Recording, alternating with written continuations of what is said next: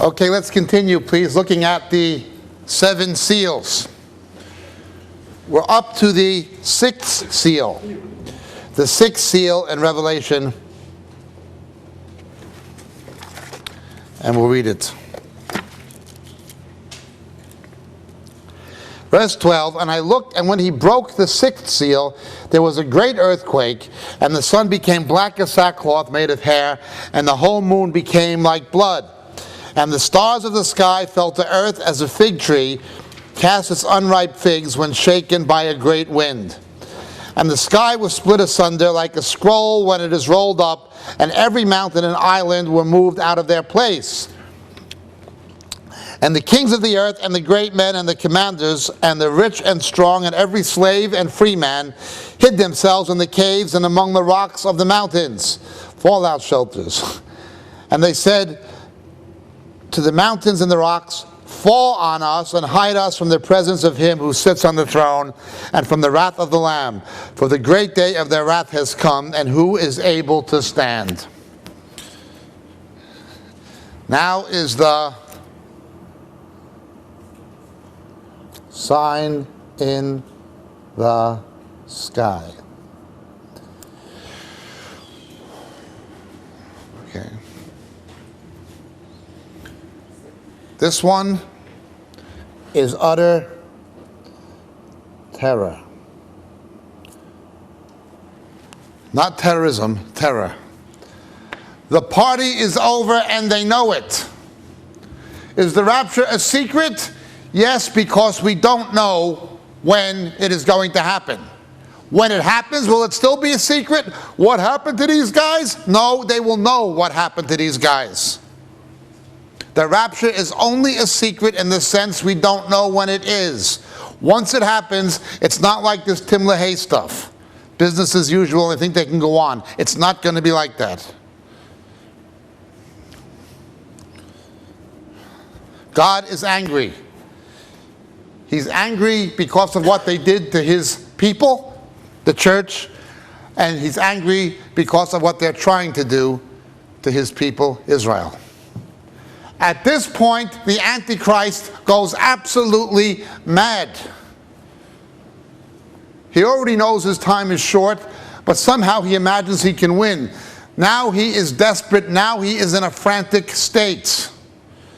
He must now try to eliminate Israel. We'll talk about this in our next session later. What happens when the man-child is removed and he goes after the woman. Chapter 12, but that's later. Okay. This becomes sheer terror. These things all have more than one meaning. There is, as always, the Peshet and the Pesher.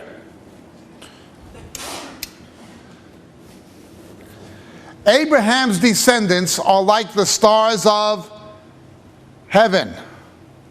This articulates with chapter 12, when the dragon sweeps a third of the stars from heaven, right?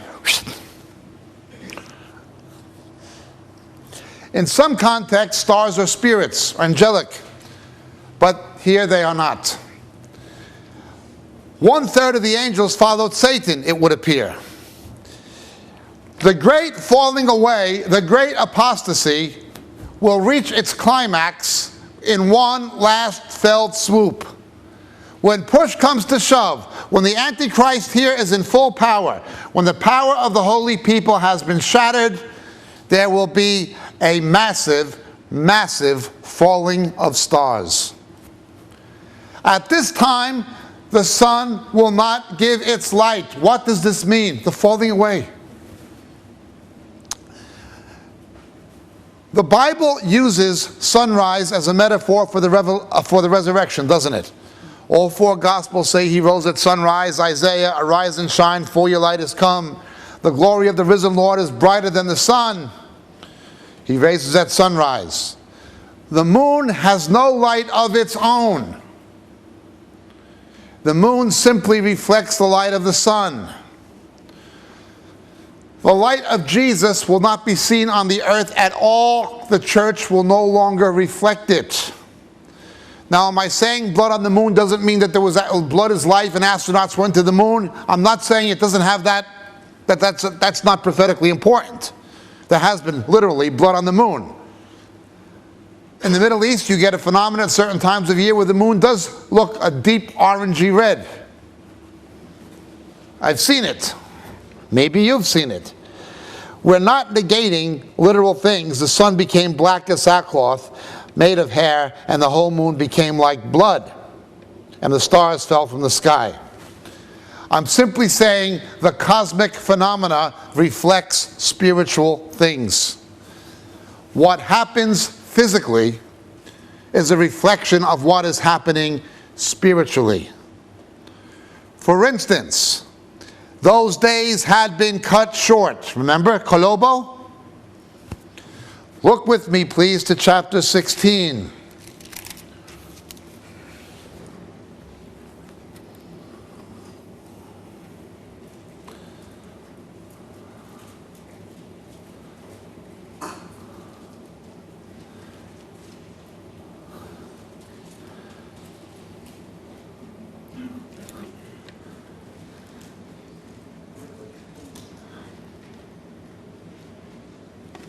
These become the bowl judgments.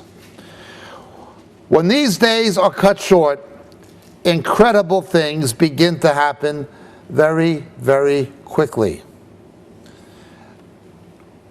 A wholesale destruction of the environment as we know it.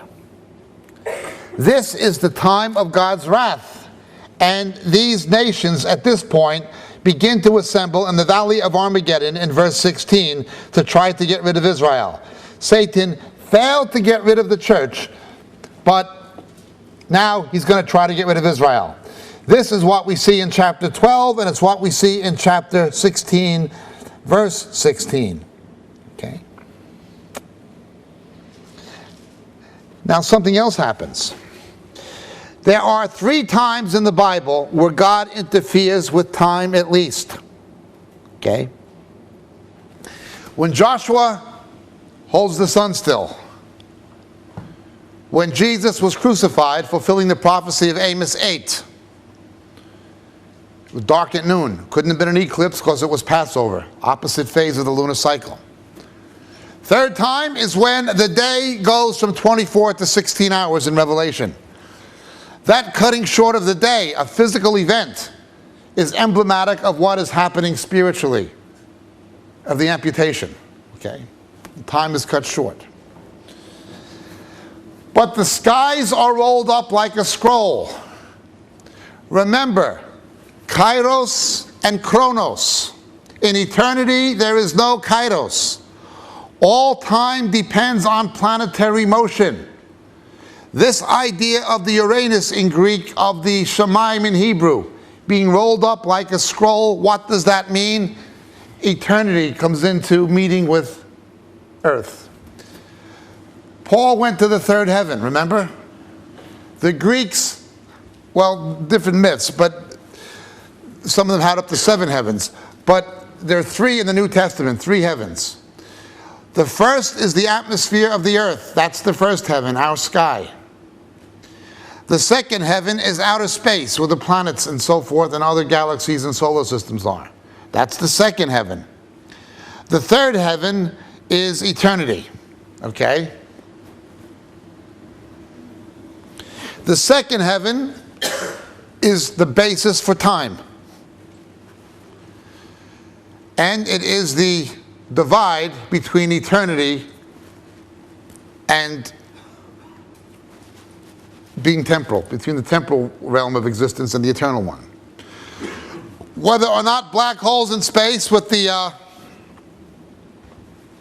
event horizon or windows into eternity, I don't know. It's a good question. I'm not saying it is. I'm simply saying it's an interesting question.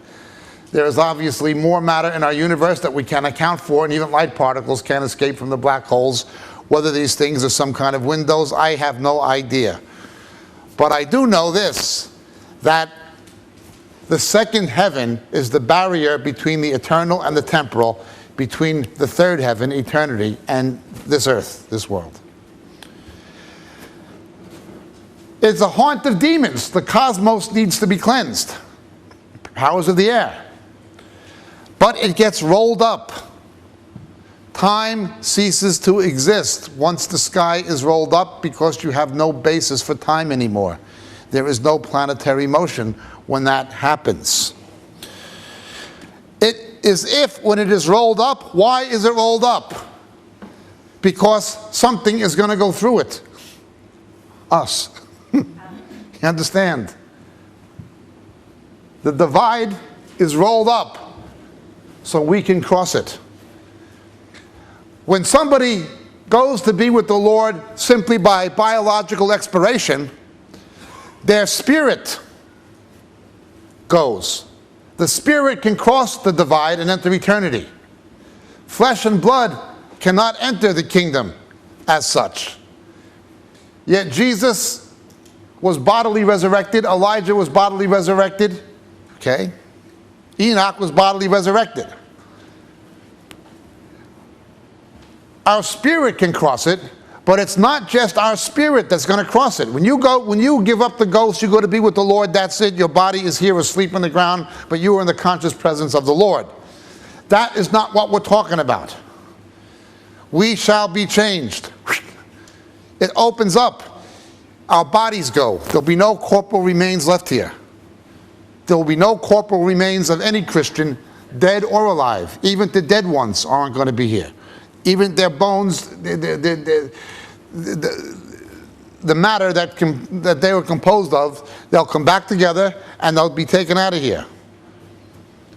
There has to be this rolling up. This has to do much with the fig tree. Whenever you see the fig tree, anything to do with the fig tree, think of the last days, the parable of the fig tree and the other trees. We talked about this on the Future History of the Church tape and on the Antichrist tape. Okay? When this happens, people go mad. Head for the basement, head for the caves, head for the fallout shelters. But it won't work. Because the powers of the earth will be shaken. Remember, these physical events have a spiritual meaning, every one of them. Okay? Every slave and free man. We don't think of slavery. But what God calls slavery still exists. Chad has slavery. Mauritania has slavery. Sudan has slavery. Niger has slavery. Each one of them, it's rich Muslims with poor blacks who are their slaves. Literal slavery. But then you have other kinds of slavery in the world, like when Saudi sheiks go to India and they buy little girls for $200 from their family and call it an employment contract. It's slavery. But there's another kind of slavery.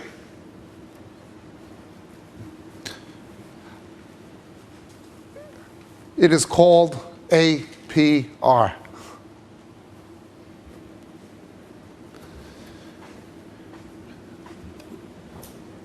God did not allow usury because he knew it would lead to slavery. God did not allow for the permanent expropriation of property from families as delineated by Joshua. In the year of Jubilee, it had to be restored. God would not allow these things for his people. In the millennium, we will not have these things. Okay? But you bring about slavery by economic means, as it happened in the book of Amos. They may not call it slavery, but the fact is somebody else owns your land if you have a mortgage. The fact is you're working for somebody else if you are paying a high APR. If you are trying to balance your future on credit, you're working for somebody else. There is a credit balloon globally. We're talking now of trillions and trillions of dollars. Now, much of this is private debt. A fair amount is corporate debt, And a huge amount is government debt. But where does governments get the money to service the interest on their debt? From their people. Now, we don't think of it in the Western world yet. You remember Ceausescu in Romania? You had to have 5 children because he needed this much of a workforce to increase GNP to pay his debt. He lived salubriously. The people were virtual slaves, kept in line by the Securitate. It was slavery. The Iron Curtain was slavery. This becomes global. Now, how did this kind of slavery come about? It came about through people talking about social enterprises. It came about through people talking about Marxist principles. What is the first principle of Marxism? Man is God. The proletariat should control the economy. The proletariat should control the government. Wonderful principles, but what you wind up with is something worse than capitalism. What they wound up with was a party elite who enslaved the people. As far as the Soviets were concerned, those people were simply their serfs, their slaves. To the point where Ceausescu would basically breed human beings. He would literally breed them for an economic motive. We have to understand what the Bible means by slavery. Yes, literal slavery exists in the Islamic world, and with the growth of Islam, it's increasing. Why did slavery end in Britain and America? Wesley, Wilberforce, Shaftesbury, because of the gospel. You take the gospel away, you're going to have slavery again. Already in London, they had housemaids from the Philippines working for Saudi Arabian executives and diplomats. These women were being beaten, starved, flogged. What? You forgot to dust the bookshelf? And they would just beat them. These women's visas to live in Britain were dependent upon their employer. Sorry, you can go back to the rubbish heaps of Manila, or you can stay here and do what we do. Money talks. Money talks. This goes on in America. Islam is a slave religion. You are allowing in a religion that breeds slavery. Islam is only one aspect. If you look at the debt explosion, if you look at third world debt, the IMF has to put conditions on third world countries. The World Bank must put conditions on third world countries to service the interest on their existing debt. Otherwise, you'd have a banking crisis in Europe, America, and Japan. If these countries all defaulted at the same time, you'd have a crisis here. They would drag the developed world down with them. So they've redefined insolvency. They've redefined bankruptcy as not simply a default on principle. Now the World Bank and the IMF has had to redefine insolvency as inability to service the interest on the principal. In other words, it's not your inability to pay back the loan, it's your inability to pay the interest on the loan. Hence, you have a third world where people have slave conditions. You can't raise wages. You must work for this because we have to make these commitments to the IMF to keep ourselves solvent. Well, they want third world debt relief. And Africa. Africa has received nearly $1 trillion in international aid since the 1960s. More than any other continent. The fact that most of it was misappropriated, misallocated, and stolen is not the issue to them. Give us more. Now, anybody who's been to Africa understands it's futile to give debt relief to Africa because they'll just go back and get right back in the same mess unless you get rid of these despotic governments like Mugabe and the ANC in South Africa. You're throwing good money after bad. The only way to help Africans is for Christians to help the people directly, but to try to help these governments, it doesn't work. You're throwing good money after bad. So now you got a situation. They are enslaving their people to meet the conditions of the IMF and World Bank. If they don't, we have a banking crisis in the developed world. And you'll see what they did. What did Barclays do when it began getting in trouble with third world debt? Laying people off. Sorry, you used to wait in line 10 minutes for Barclays Bank. Now you wait in line 20 minutes. We have to lay off tellers. They increased their service charges for their own customers in England or anywhere else. They tried to get it from us, you understand? This creates an issue that is going to bring about something the book of Revelation calls slavery. Third world debt is a humongous issue. And as far as debt relief, forget it. You'll be throwing good money after bad because of these despotic governments. They will just steal it and mismanage it. Just take a look. Singapore, Malaysia, they became independent the same time as Ghana. Yet in Asia, you have economic growth. In Africa, major areas of Latin America, the Caribbean, you don't. What's the problem here? What's the problem? Well, the problem is, obviously, it's sin, it's corruption, it's false religion, idolatry. These things make problems.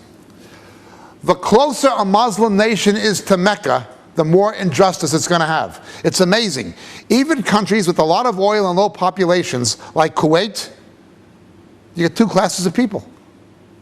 You'd think with such a low population and all that money, there would be less poverty. Saudi Arabia, they don't like to talk about it, but all that money is in the hands of the House of Saud. There's poverty. You go away from Mecca towards Malaysia, what do you see? The further away they are from Mecca, the more affluence among the Muslims.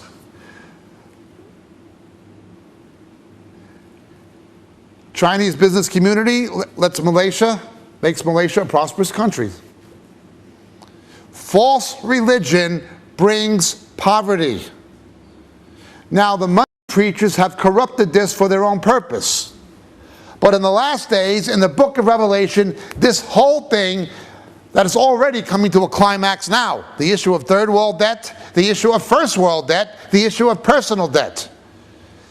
It not only comes to a climax, it explodes, where you basically have an institutionalized practice of de facto slavery. It doesn't matter what they call it. People would say, Ceausescu didn't have slaves. God says, yes, he did. What's the difference? Talk to people who went to Romania and saw those orphanages after Ceausescu fell. There's no other word for it. It was slavery. There was no other word. What did Stalin do to the Ukrainians? There's no other word for it. It was slavery. Slavery. Slavery is going to come back big time. And I don't just mean to the third world. You're going to see an institutionalized slavery. All they'll do is call it something else. They'll call it something else. But it will still be based on things like race. It will still be based on things like class. Don't think when the book of Revelation talks about things like slavery, people will see that and say, well, this proves it couldn't be for modern times or have a future meaning. There's no slavery anymore. They don't know what they're talking about. They don't know what they are talking about. There is slavery. Most people are not economically independent. A free man is that. If somebody has more debt than they have assets, they're already becoming enslaved.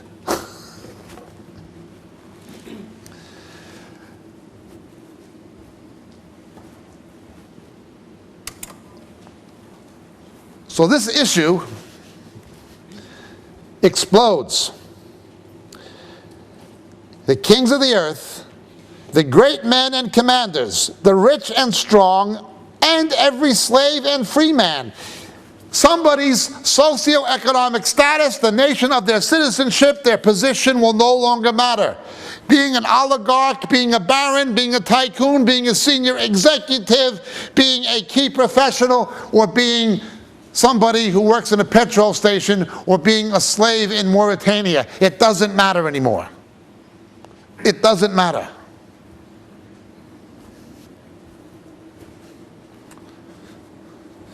You can't take it with you unless you give it to Jesus when you're alive.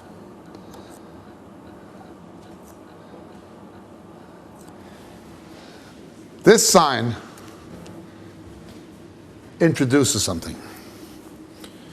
We have an entire chapter now dedicated solely to this.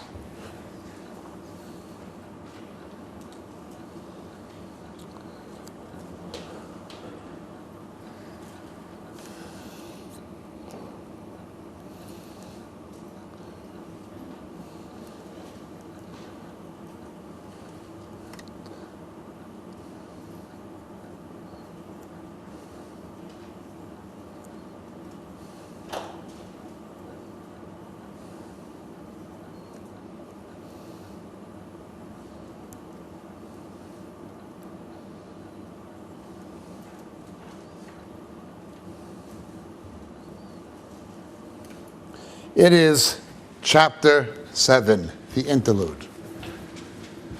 When does the rapture and resurrection happen? When is the harpazo? When is the Anastasia? When is the episunagage? When is this event we're all looking for? Where does it take place? This is the penultimate event in human history. Up till now, rivaled only by the death and resurrection of Jesus since the creation, and will be eclipsed only by his coming with the saints. Can the penultimate event in human history be a secret the Bible doesn't talk about? We're all looking for the coming of the Lord, the harpazo, the episunagage, the parousia. We're all looking for this since the early church. They were saying, Maranatha.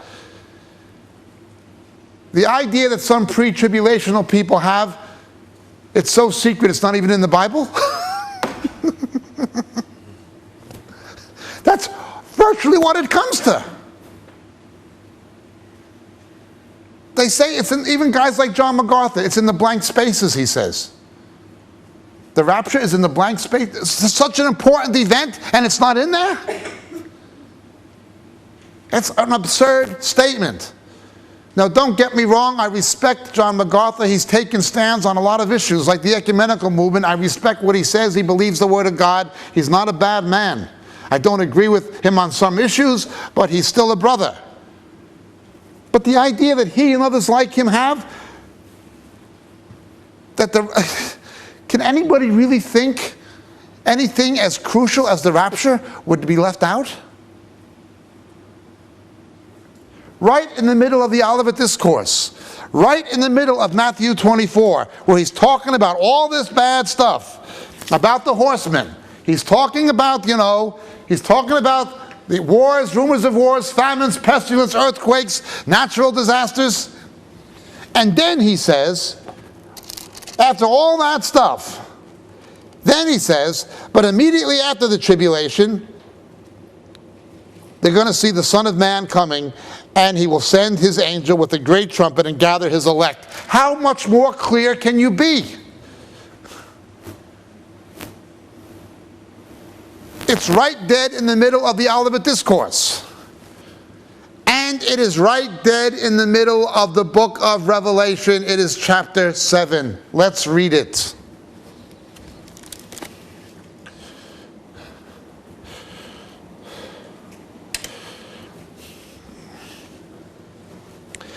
After this, after the sixth seal, I saw 4 angels standing at the 4 corners of the earth, holding back the 4 winds of the earth, so that no wind should blow on the earth or on the sea or any tree. Remembering the Greek word there is also a word for spirit, pneuma, Hebrew ruach.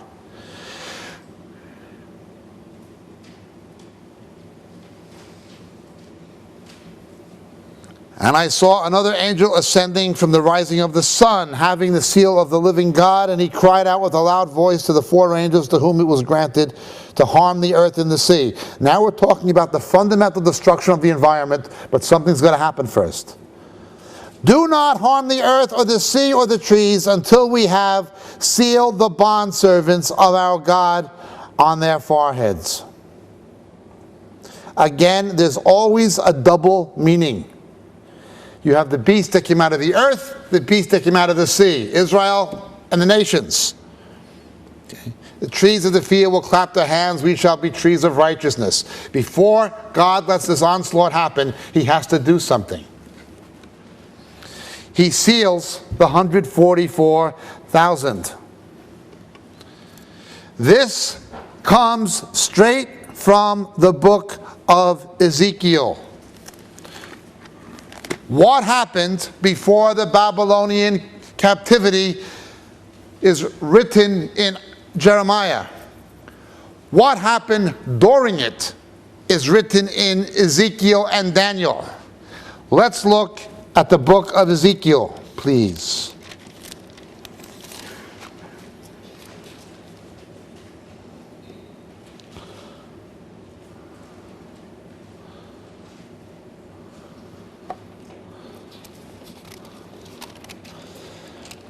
In Ezekiel 8 and 9, we did a tape on it called Greater Abominations.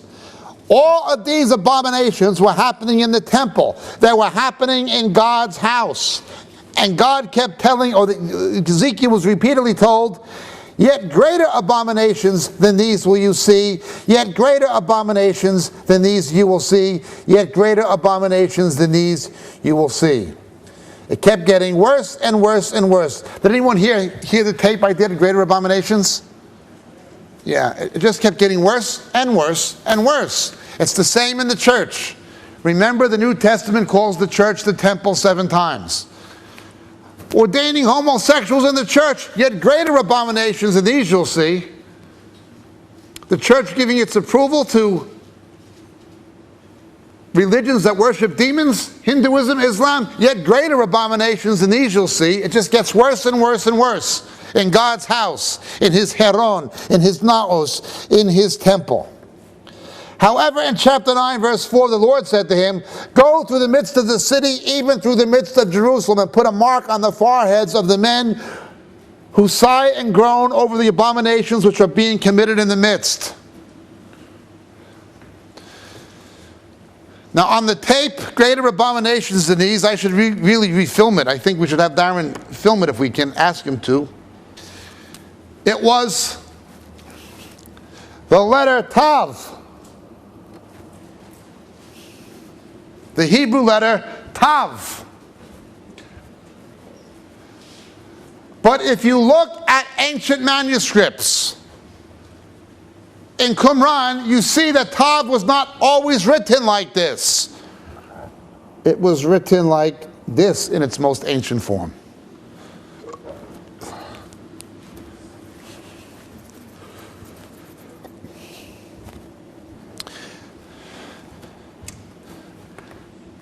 Don't harm it yet until we seal those who mourn over it.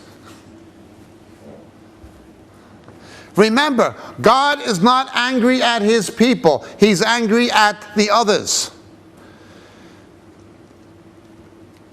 Those who see the state of the church, who see the ordination of homosexuals, who see the ecumenical movement, who see the purpose-driven, and they mourn, they grieve over these abominations. God is not angry at such people. They may be persecuted by the enemy, but they will not experience the wrath of God. He's not appointed us for wrath. Now this specifically, again, has something to do with the Jews, believing Jews. They are sealed. But now let's look. Notice there is no more seals in terms of the 7 seals until chapter 8. They end in chapter 6. Chapter 8, the final one resumes when the trumpets are unleashed.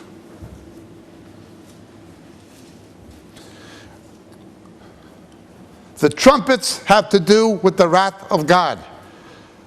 The final trumpet being blown is the one that corresponds to Yom Kippur in the year of Jubilee, when the walls of Jericho came down, and Joshua entering with the children of Israel into the promised land and taking over Jericho is a picture of Jesus coming back with his church, taking dominion.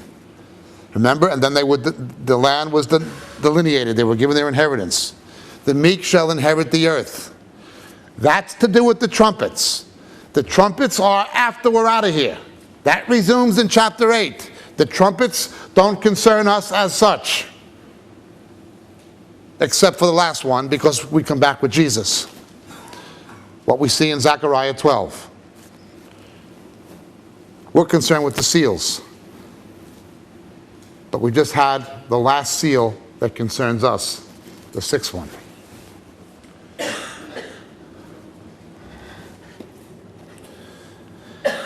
Verse 9, after these things, so there's a chronology. I looked, and behold, a great multitude which no one could count, from every nation and all tribes and peoples and tongues, standing before the throne and before the Lamb, clothed in white robes, and palm branches were in their hands. Now notice these people are described the same way as the ones who were martyred, whose blood was crying out from the altar. And they cry out with a loud voice, saying, salvation to our God, who sits on the throne, and to the Lamb. And all the angels were standing around the throne and around the elders, and the four living creatures, and they fell on their faces before the throne and worshiped God, saying, Amen. Blessing and glory and wisdom and thanksgiving and honor and power and might be to our God forever and ever. Amen. And one of the elders answered, saying to me, these who are clothed in white robes, who are they, and where have they come from? And I said to him, my Lord, you know. And he said to me, these are the ones who have come out of the great tribulation, and have washed their robes and made them white in the blood of the Lamb. For this reason they are before the throne of God, and they serve him day and night in his temple. And he who sits on the throne shall spread his tabernacle over them. And they shall hunger no more, neither thirst any more, bearing in mind what was going on before in the tribulation. Neither shall the sun beat down on them, nor any heat. For again, the environmental catastrophes were affecting everyone. For the Lamb in the center of the throne shall be their shepherd, and shall guide them to the springs of the water of life. And God shall wipe every tear from their eyes. Every tear. On the Thanatology tapes we explain this.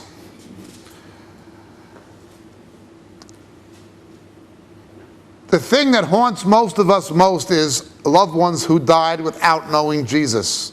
The idea of us being in heaven and them being in hell. How can we deal with this? There is no annihilation. There is nothing in the Bible that supports annihilationism. But you can say that God can annihilate the memory of them. It will be to us as if they never existed. Unsaved loved ones who died, we will have no recollection of them as such. Not that they're annihilated, but any implications they have for us will simply not exist. There'll be no more suffering, no tears, nothing of any description that is in any way negative.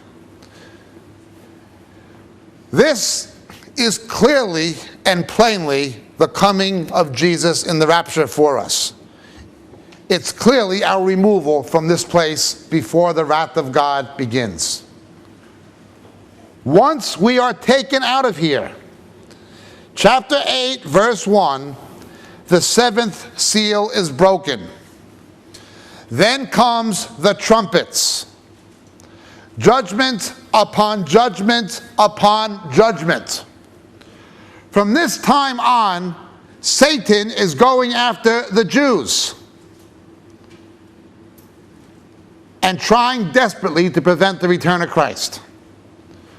What I'm saying is, up until chapter 8, the trumpet judgments, the seal judgments, the focus is on the church. After the church is removed, the focus switches. Okay? God now is looking to save Israel. The faithful church has been saved. This doctrine of the tribulation saints is greatly overstated. Greatly. If people can't be faithful now, you think they're going to be...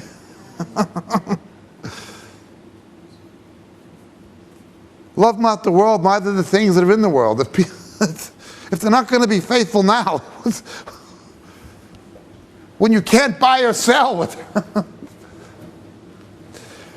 I know of 2 preachers, one in America, one in South Africa, saying it's okay to take the mark of the beast. It doesn't matter anything. The future, the book of Revelation has no future meaning. They're being taught this from the pulpit. They will believe it. I'm very concerned about this company, Veryship. I wrote the president a letter. Not that it did any good. I'm sure other Christians wrote him a letter. But we can even see technologically what's possible. The point being this. The number of the beast and the seal of the Lamb are mutually exclusive. For the ones who are going to be here, you will either have the seal of the Lamb or you'll have the mark of the beast. It looks like the two are mutually exclusive. The focus becomes largely on the Jews. The time of the Gentiles is over. This idea of great revivals in the Revelation and the 144,000, what am I saying? I'm saying this. The book of Revelation says when these judgments multiply, men still did not repent of their wicked deeds. Do you know what happened last week? The first day when the floods in Louisiana and Mississippi began to recede. The first day when they were able to get large amounts of supplies in instead of small amounts.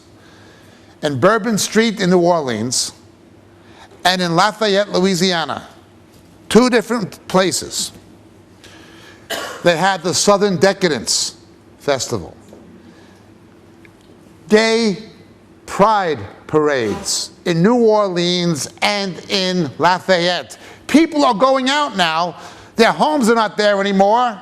They're looking for the bodies of dead loved ones floating in the street. They're looking for the remains of missing loved ones. People are floating in the street dead. I watched them on the news. They found people just floating, just face down, floating dead. People are looking, is that my brother? Is that my mother? Is that my son? Is that my baby? People are looking for the dead bodies of loved ones. They're worried about an epidemic, a disease, a pestilence coming because of the environmental conditions after the hurricane. And these people are having a gay pride parade in the same location. Think of the days of Lot. They were struck blind. And even when they were struck blind, they were so driven by their perversion, they were trying to rape the angels.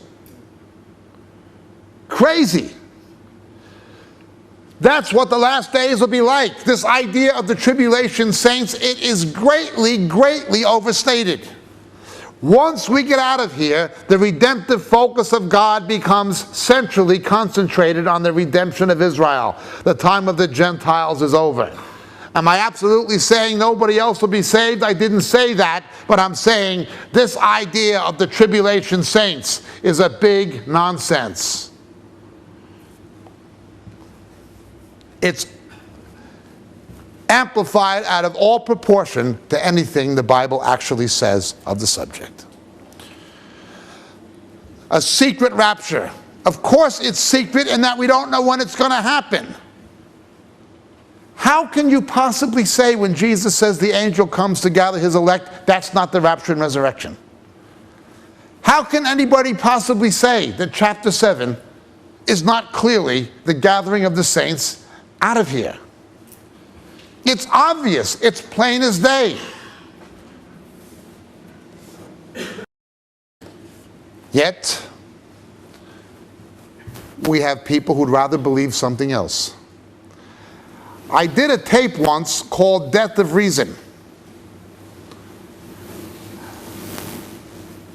I'm wanting to do one that was for unsaved people. But now I want to do one for Christians called Reductio ad absurdum. It can't mean what it seems to believe, so we have to come up with some absurd way to explain as being or meaning something else. It's quite clear what happens in chapter 7. The trumpets end in chapter 6, resume in chapter 8. In chapter 7, the saints are taken out of here. God anoints the 144,000, and his focus becomes on the Jews, and the Antichrist begins to go mad.